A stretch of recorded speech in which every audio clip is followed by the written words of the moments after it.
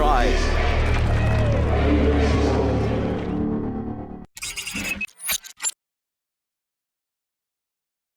I grew up, I left school and toured around the world with men, and I just shut up and watched how they work. These were professional men. Either they had their own businesses, or rugby wasn't professional back then, but they were just men I looked up to, and I sort of learned that I got to look after myself, look after yourself. No one has to. A lot of men were in the military, in the Fiji team. So I just watched them, how they unpack their bags and they put the shit out there so it's all can get it.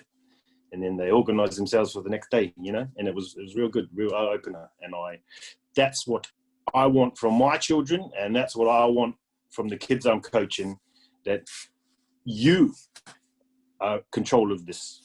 There's no one else you can blame.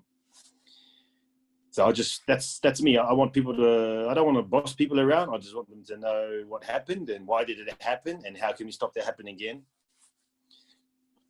Growing up in a Maori, Fijian culture, two cultures, different yet the same. I'm very relaxed about things because things will happen and people freak about things. But to me, it's fixable, So you started your career funnily enough, you started your career in Canterbury and you finished your career in Canterbury.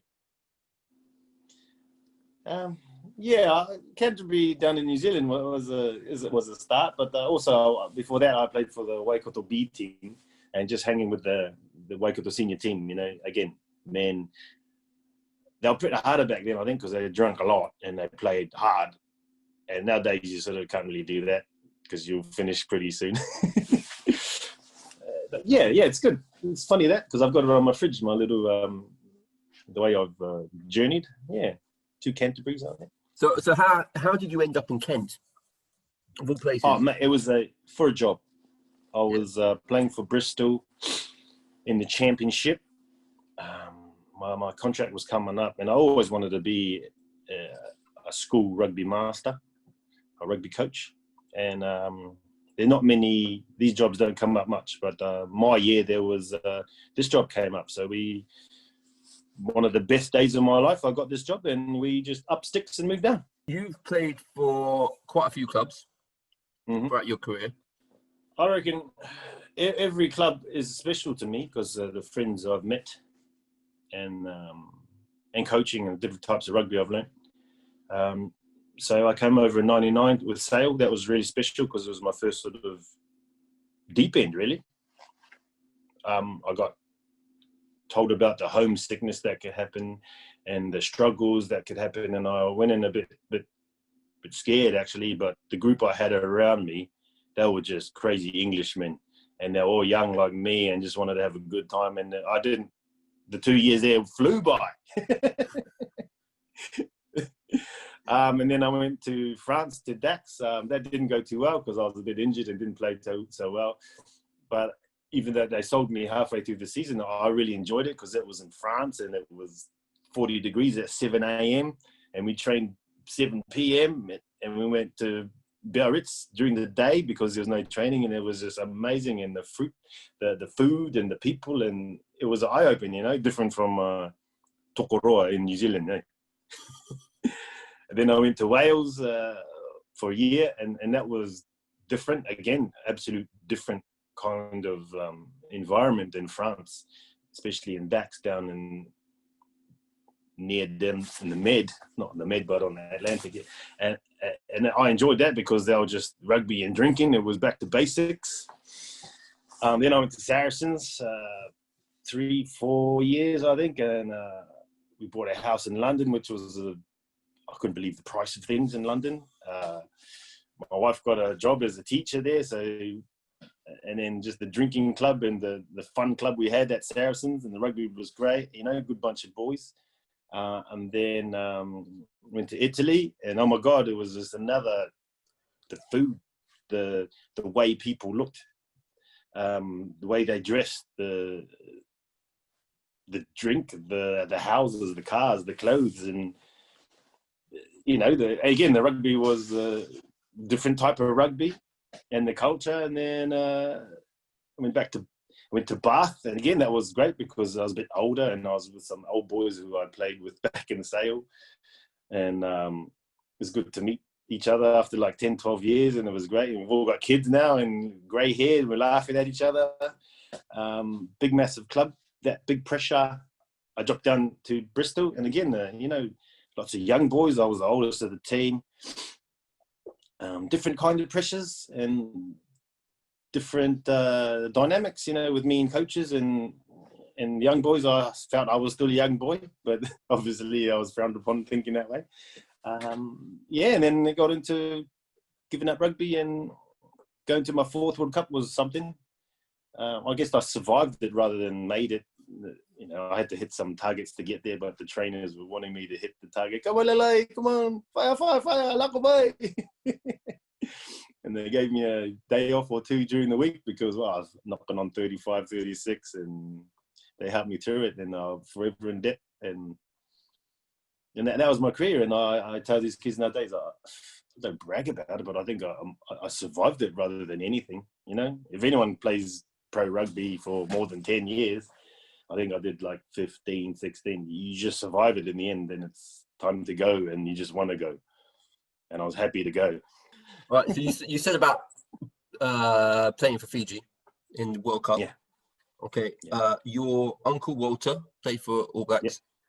Yes. But you actually played in the '99 World Cup with your other uncle, Lawrence. Yeah, Uncle Lawrence. Yeah, we had, I think, about 3-4 years together in the Fiji team. Yeah. Yeah. Now, how was that experience? Working with him, playing with him, being the good. That was great. He just call a move. I do what he says. It was easy as that. It's no worries. He was the centre, wasn't he? He was the centre. Yeah. Yeah. Yeah. Okay, so he was telling you what to do all the time. Absolutely, I liked it that way. Even as I got a bit older, I'd call shots, but then I had Billy Satala. We had Seremai Mbai. Melina Kauta. They're just telling me what to do, and Rambeni, bless them. They're just telling me what's on. They're looking, scanning all the time, just telling me. Not so much Rambeni, but Mbai was the brains. Yeah, it's good like that. But then when I came over to my professional clubs, it was like the 9 and 10's got to run the show, and I'm thinking it's not good, because if someone takes me out, then what? So there's different. This is a very different way of playing rugby back down south in the Southern Hemisphere. I think people are scanning and helping you with information. Yet up north, they're saying, "What's the play? What's the play?" Just so going back to Fiji and talking about your career in playing for Fiji, you're the record point scorer. Mm-hmm. You played 71 times for Fiji. 71. I know that. Yeah. I know that number. Yes. Yeah. No, in fact, you are the record point scorer. Do you take pride of that? Is that a proud moment for you, or is there kind of part of you kind of still thinking right now, wish there was someone who could take over that mantle? Oh, I'd like to be the record holder, caps and points forever, but I know that things change. I don't think anyone will be able to, the way that we can't play many tests a year. What do we do? I think we average 4 or 5 tests a year. I know it took 15, 16 years to get this, I think I had 1 season off through injury and non-selection. But I understood that if I had played every single year for those 16 years, I still would have only made 80-something tests, So we don't play that many. And now you get guys who have played 100 tests and they've been in the team for 6-7 years, for another country. I would have liked to get 100 caps, but not at the rate of 4 caps a year, man. You're going to get ruined by them. The points and the caps, it's all nice. It feels like a different world to me, because it's not really something I wanted to do. It's just something that happened on the way. And I'm lucky that most of the boys scored tries under the posts, all these runaway tries, so I can just get easy 2. I'm like a little tax man. You get 5, I'll get 2 points. If we talk about Fiji playing 4 or 5 tests, do you think that will ever change in the near future, where Fiji can play the amount of tests? Like, for example, England played, 13, 14 last year. I don't see it changing. I don't see it changing. Why do you say that? It's just the power, the voting system. They've really they've manipulated the voting system because let's go back to all of the public, all of the rugby people, not players, but people and players would like the homecoming tests, you know. Mako Vunipola, Billy Vunipola. They're not playing for England anymore. They can go play for Tonga, you know. Everyone wants that. The man on the street, the lady, I don't know, there, and everyone does. But not World Rugby, because they say there's no appetite for this, because look at the votes coming in. There's only one vote for it against 57 against. And their one vote is shared between Fiji, Samoa, Tonga. So on paper, they are correct. But they've manipulated the voting system. So, you know. And who wants the island to win the World Cup, to be the best? No one wants that. That's on the higher, you know, the top table. No one wants that. Because if you take all the power out of all the teams and give them back to the islands and New Zealand is different because, and Australia is different, I reckon, because these people are grown there and they're neighbours, you know. But yeah, it won't ever happen, because if it did happen, then the islands will be absolutely, because of our biology, we suit rugby. We don't suit golf or cricket. Hey, this is the sport that most of us suit because we're heavier, we're more powerful. Yeah. Okay, so you just brought up about the World Rugby and the seats on the board, and that brings us nicely. Have you had a chance yet to watch Dan Leo's Oceans Apart? Not yet. Rugby I've seen a lot of clips for it, and that's what sort of inspired me to think about things more. But yeah, during my career, we were giggling the whole time. We were giggling, how can we get together 1 week before playing against England, who's had 7 training camps? What's fair here? And then, you know, we play England and it's a sold-out crowd, whatever. People come to see Fiji play because they want to see Fiji play. And the gate taking is $400 million, $1 trillion, and none gets given to Fiji. Even back then when I was playing, I was like, this is so farcical, isn't it? And it was like, yeah. But no one does anything about it. Do you think Dan is changing the way people are thinking? Yeah, absolutely, because he's good at that. He can put it out there, and he's got nothing to lose. And yeah, well, he spoke out against his own, and he got lost, which is, again, on its own, it's not good. They shouldn't have treated him like that just because he said the truth. It's a people problem. It's not a rugby problem. It's not a business problem. It's a people problem. Okay. Do you wish that sometimes you'd spoken out more as a player when you were playing? No, I think I did it right. I did a couple of interviews about, you know, Scotland. We didn't do Thimby because you know, we had a big religious thing. It wasn't about that, but you know, I apologise for that because people come to watch the Thimby. And I've said about, you know, we got fined £10,000 because we went over a white line when we did a Thimby, yet England didn't change the ball. And Samoa got fined because one of the Tuilangis had an O-Pro on their mouth guard, you know. Yeah, England, they can change the balls because Johnny couldn't kick with the new balls. He could only kick with the old balls. And they got caught, and they didn't get a fine. They got slapped on the hand, you know. So I said stuff about that. But during the older I got, the more I knew, I got more tired of it. So I couldn't have the energy to do that as well as try and play and keep fit and that crap.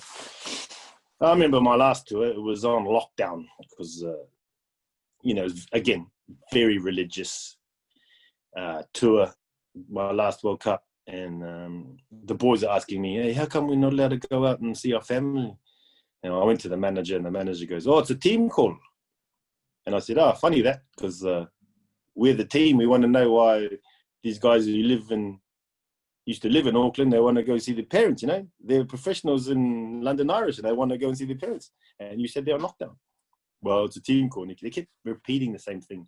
I was a bit tired, so I went out and saw my wife and kids because they came from England to see. I'm not going to be told that you're not seeing the kids, you know. And I walked out right in front of the management, and they sort of looking at me funny. I didn't have time to argue. I'm going to see my wife and kids. They're babies that came over from England to this World Cup. I'm going by.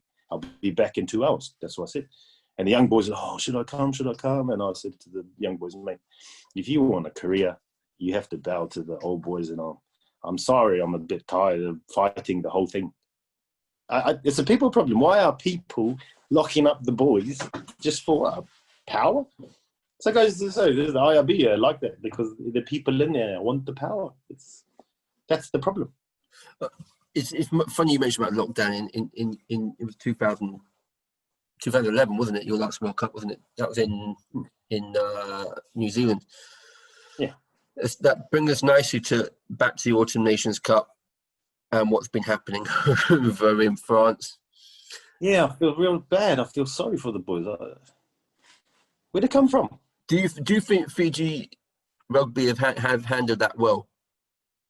The whole lockdown situation. I'll tell you what, I got no comment because I put myself in that management seat, and I don't know how. I don't know. I think the world knows how to deal with this. So the boys got tested before they came over. They didn't have COVID. And they all came together. Obviously, they didn't have COVID, and now it's popped up since they were in together. Is that correct?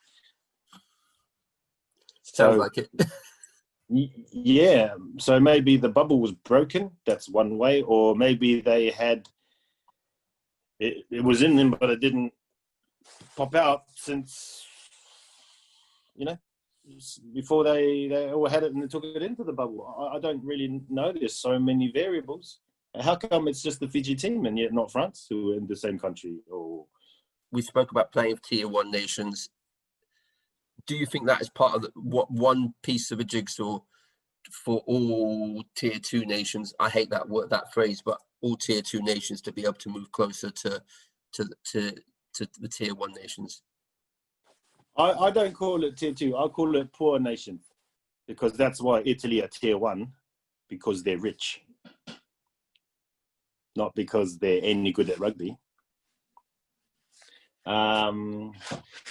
Yeah, I think when all the homecomers come back, the teams, I think there's chance for the island teams if their homecomers come back to have private sponsors. Because if you're a millionaire and you get back all your very famous ex-internationals from England, Scotland, Wales, France, whatever, come back to play for an island team, that's pretty good, eh? It's pretty good money there to be had. And if the IRB don't really want to help out that much, then surely there's space for a private company to come in there and do stuff, Because look, All Blacks got AIG. They're allowed to write everything on their shirts. But even without all the money, even without, having the knowledge and the mentality that these boys will bring back to the islands, and the fire that they'll stoke up, the island teams would be very hard to beat, and technically better. Mm. And there's no one that you respect more than an old boy of your own blood coming back telling you, get stuck in, this is the way you do it, not that way. Yeah. I like the island teams getting lots of different coaches, but Six Nations, they don't get coaches chucked from different cultures. They go through a very stringent and long-term contracts. Yet the islands get this guy 3-4 years, then the next guy 3-4 years. It's as if coaches use us as a springboard rather than to coach Fiji. That's how I feel about it. Okay, you spoke about coaching. If you had the opportunity, because you've coached Fiji, haven't you? As a coach. Just helped, I'd say. Helped. I'll take that on my CV as I coached. Oh, I put it on the CV as coach, but I helped. Okay. If you had the opportunity, would you go back and coach Fiji? Oh, I would love to, but there's got to be a lot of ducks in order. I don't. Yeah, look, if I go back, all my family's coming back, you know, so there's got to be jobs there. There's got to be security there for the job and stuff like that. And if it's spent 16 years of my life with the FIU, there's a couple of doubts there. But to coach the boys at a World Cup, or even coach the boys against our brothers Samoa and Tonga, I'd love that. You know, I'd love that. Fiji playing tier 1 nations, rich nations, the richer nations. Rich nations. I prefer that one, the rich nations and the poor nations. Yeah, some people won't like you saying that, but that's the truth. In this next round, I know there was a lot with Agustin. He wanted to try and get more tier 2 nations or poorer nations to play richer nations. Do you think that it will happen regardless of who's up top? There's a want. So he said he wanted to. Did he really want to? Or did he want to get votes? I'm not taking it away from him. I'm not taking it away. He's a good man. I'll drink a few beers with him. But there's no space in any calendar to allow that, because even when you're trying to add a barbarians test in or something, another Welsh England test, they always kick up a fuss about burnout and stuff like that. So I think it's a false avenue we're going down. There's no space in the calendar, so don't say that if you're wanting to help out, you know. It's because what, November, that's the only time, yet there's only a certain window where professional clubs will allow their players to come out. And after that window closes, understandably, professional clubs have got to get their money's worth from the racehorse, you know. And there's no other space in it. Unless they change the actual kind of timetable for the whole year. And absolutely. So they got to shake the whole thing up if they're going to propose that. Okay, going back to Fiji, the current Fiji squad, which is at some point this year will end up playing. Is there anyone there which excites you, other than obviously the usual?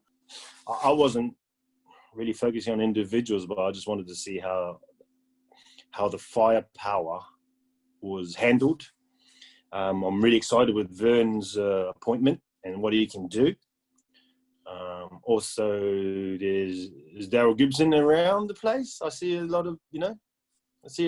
But what a great knowledge he's got. And also I'm a mate, Glenn Jackson, you know, great first five, good at running the back line, and also bringing his knowledge as a referee, saying, I wouldn't do that, I'll do it this way, you know, so we can cheat better. And that's, we haven't had that before. So yeah, I was just wondering what sort of game plans at the moment. Six Nations, all the teams are playing the same sort of game plan, a bit of a bit too structured, I reckon. So I was interested to see how these brains are going to use the weaponry that Fiji's got. I was really looking forward to that. And I get my little notebook out in my brain and I see what they're doing and what they're trying to do on the pitch, and that's what excites me. Get away from rugby. Your family. Yeah. Is it 2 kids you've got? Is it 3? Yeah, 2 kids. Yeah, Isaac, he's 11, and Naya, she's going to turn 10 pretty soon. Yeah. They're all right. My English roses. Do either of them have any interest in rugby? Isaac plays for his under 11 beasts. He's all right. There's some animals in his team, but yeah, he's a cruiser. Like me at that age, we were just cruising, just want to hang with his mates, and rugby's there as well. Naya, she's very individual. She's gymnastics and running and stuff like that. Yeah. Do they know about your past? Tell you the truth, I think last year they came home with a big printout of me So I think their after school club, they Googled me and they all did I think a dozen of the kids did a information thing on me.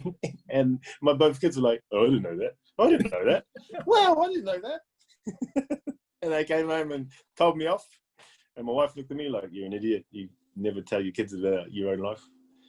So, yeah, you know, you can come into my house. There's nothing rugby here. There's nothing. Just a couple of guitars around the place, but you wouldn't tell. I have a dream that I'm going to change the garage, get rid of all the crap in there, and make a bit of a cave, a bar, and have all my shirts framed. Because as you know, I frame shirts and lots of different stuff, and yeah, stuff like that, so I can show off. Then. Do you? So you mentioned about your guitar. What's your favorite guitar? I got 4 guitars. Every World Cup I went to, I bought a guitar, and I got the boys to sign on the back. So they're pretty special to me. They're not real expensive guitars, but I guess my favorite is it's a silver resonator. Okay. It's made of steel, like Dire Straits, like Yeah. Mike Knopfler used back in the 80s. Yeah. So that's my favorite because it gives a good tinny sound, like I'm playing bluegrass somewhere. And yeah, I like that. I leave it at school because every Friday, me and a colleague, we just have our hour as a man jam time after school. It's nice. Who was the best player you've ever played with? I just watched him. I was rooming with him, cleaned his boots, cleaned the ball, brought his food up. He wasn't like that he wasn't a taskmaster, but I just like watching him and train and how he does things and ties laces, you know. I was like the William Ryder before William Ryder was born. Just watching him. I want to be like him. Then I watch him train and the way he runs. And he'd kill himself at every sprint, just kill himself. And I think, yeah, that's how, you know. Greg Smith, you know, the live wire hooker, watching him train, he'd just kill himself. And he'd die to win, which I didn't have that in me, you know. The Rauluni brothers, you know, Moses and Jacob, the way their skills, their passing, and the way they can lead without being a boss, because they were always getting spoilt, those guys from the boys. They always, but, you know, they lead as a friendly captain. It was good to see. Who else? Seremain Bay. I told you before, his organisation, you know, obviously he's playing for Leicester and in France, his organisation was great to have him outside me to keep Cyril Rambeni in check because he was loose, like a bulldozer, like a cannon. When we let him loose, he's gone loose. The absolute speed of Cyril Mbombo, oh my goodness, you just go out, you know? And I'm trying to play touch against him in training. It's not going to happen. De La Salle, Mariko Vunimbaka, these guys, you know. Norman Lingiri didn't say a word for 15 years. Yes, we knew he was there. Just through his mental output. I felt like the imposter, man. What can I do? I can't really run like you guys. I was pretty average at everything, really. I can catch a pass, I could kick a bit, but not because I wanted to, just because I looked around, who's going to kick? And no one did, so I'll have a go. That was my life. Sorry, Rupini Daldal, another one. Wow. Just like loose, keep an eye on him off the field because just keep like in mind, just sit here, don't do that. On the pitch, wow. Highlight of your career when you beat Wales and in that the manner that what you did? I tell you the truth, not really. It's a media thing, and it's we played that World Cup. I don't think we played very well the whole World Cup because, you know, we played, in all respect, we played Japan, we scraped through. We played Canada, we scraped through. Who else did we play? I can't remember. We played someone else and scraped through. You know, it wasn't as we whipping everyone like England does, All Black does 40-0, 40-0, 40-0. So it's different because we're a poorer nation. We don't have much time together. Just getting together and playing some good footy is and showing the world what we can do is that's what it's about, you know. But nearly beating Scotland in the World Cup, that was something else. We could have done better against the Wallabies. We could have done better here. We could have done better there, you know. So it is what it is. And if we had beaten Japan that way, would it be such a big deal? It's just that Wales get paid millions more than us. That's why it's a big thing. Where do you see yourself in 5 years? I don't know. I love this job. I like the school. I like where we are. How old will my kids be? They'll be 15, 16. Now, I'm probably still here, man. I want to stay here till the kids sort of finish school. And when they finish school and when they leave the house, and Liz and I are just together, maybe we can think about moving and maybe a professional rugby coach. I don't know. Because I think by then I won't have the professional rugby coaches. They're under stress because they need to have their job. They need it, you know, the stress. Yeah, hopefully if I'm sorted out, the house is paid off, and not saying that there's lots of money in the bank, but I guess money in the bank gives you time, you know. If I can have a go at being a professional rugby coach, I give it a go and I can enjoy it rather than I need to keep this job to pay the bills, because that's the difference. So that's a plan. It's not 5 years. It's later on. Hopefully, I'll be able to take Fiji to a World Cup and an interim sort of thing, just to help and see how good I am as a coach. My communication, I guess I have skills there that are evident, but I just need to learn how to get it across. You know, I don't really want to travel the world again, but I'll do it just to see more people and more life. But that's later on. On. Right now, I think it's best for we stay here. Not that it's a drudge here. I love it here because it's nothing. How important? What do you think the view of Fiji's 8th man is to the players, and how important is it? If it is good, how important is it?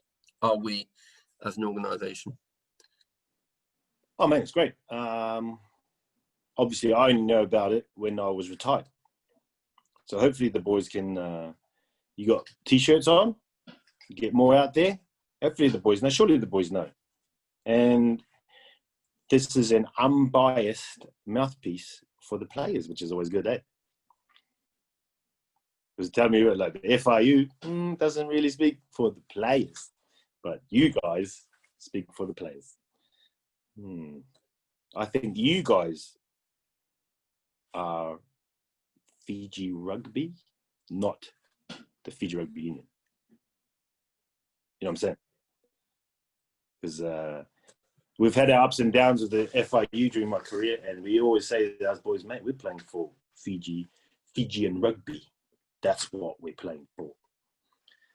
And it's, look, you don't have the FIU on your shirt, so that means it's a different entity, and it's great. And I'm not taking anything away from the new FIU, because there's Koli Suambu, there's, you know, a big Simon Raiwalui, you know, big men who have the heart in the right place. And I hope they can do what they really want to do rather than led. But yeah, so thank you for your time, and thank you for everything you do for us as an organisation. Space and time, and the try.